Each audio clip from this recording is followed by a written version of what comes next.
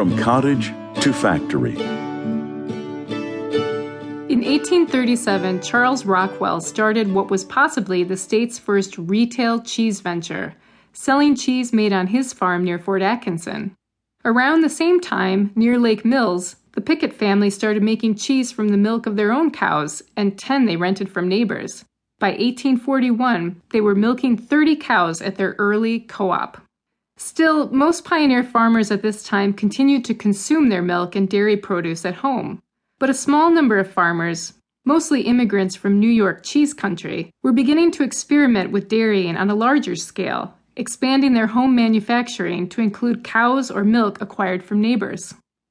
But it was not until after the Civil War that a concerted effort to produce and sell cheese commercially was mounted in Wisconsin. Stephen Favell, who hailed from Herkimer County, New York, had built a cheese factory near Lake Mills in the 1840s.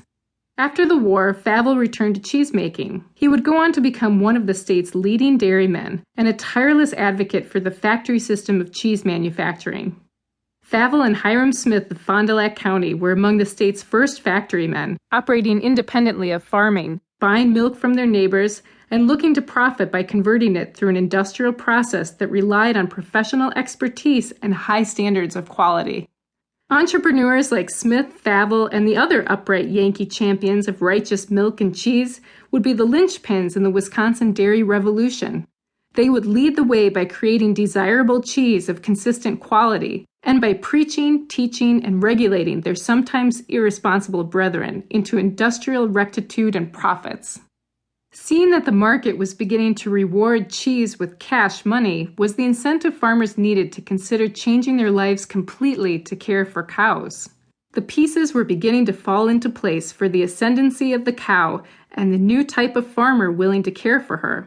By the last quarter of the century, the dairy revolution was well underway.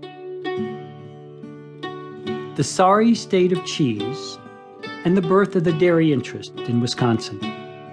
The Wisconsin Dairymen's Association was started in order to improve the sorry state of Wisconsin cheese. Its founders believed a strong dairy industry would create a growing economy, reversing the decline brought on by the wheat failure.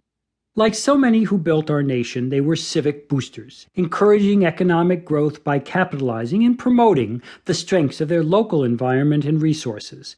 Not coincidentally, of course, boosters seek to improve their own net worth along with that of their neighbors. This sort of boosterism was one of the great economic engines that built America and Wisconsin. In order for the WDA to find markets for the state's fledgling cheese industry, it first had to improve the quality and desirability of Wisconsin cheese and lift milk up from its low and often adulterated state. As W.D. Hoard noted, there was no uniformity in the style and quality of our goods, and hence no buyers. Ultimately, the association had to protect dairying from human nature, that is, from the treachery and sloth of those cheesemakers, companies, and farmers who place self-interest above the interests of dairying as a whole.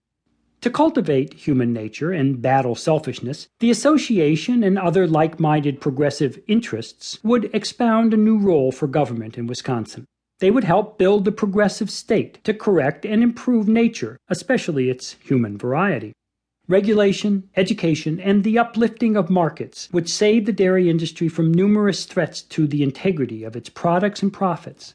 Hoard, speaking in 1879, could boast, "Wisconsin stands today as the second dairy state of the Union. Have we not a right to feel an honest pride in the result?" By 1889, the dairy interest had convinced the state to appoint a dairy commissioner to stand sentinel against threats, external and internal, to the quality and profitability of Wisconsin dairy products. In 1888, Hoard himself was elected governor, having run as the cow candidate. The dairy interest and the progressive spirit it embodied was ascending, and to this day, dairying is a force to be reckoned with in Wisconsin politics.